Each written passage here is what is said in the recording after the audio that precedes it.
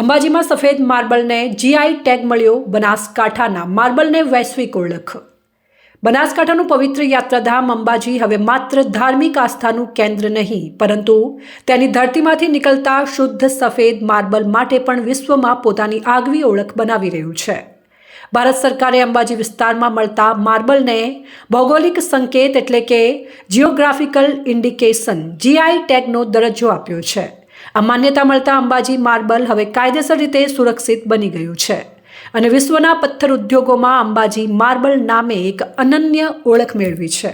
સમગ્ર બનાસવાસીઓને ગૌરવભેર જણાવતા ખૂબ જ આનંદ થાય છે કે અંબાજીની ધરતીમાંથી જે શુદ્ધ સફેદ માર્બલ નીકળે છે તેને ભારત સરકાર દ્વારા જીઆઈ ટેગ એટલે કે જિયોગ્રાફિકલ ઇન્ડિકેશનની માન્યતા મળી છે. આમ પવિત્ર યાત્રાધામ તરીકે ઓળખાતું આપણું જે અંબાજી શક્તિપીઠ છે એ તેનું નામ હવે વિશ્વના માર્બલ ઉદ્યોગમાં પણ તેજસ્વી રીતે લખાયું છે.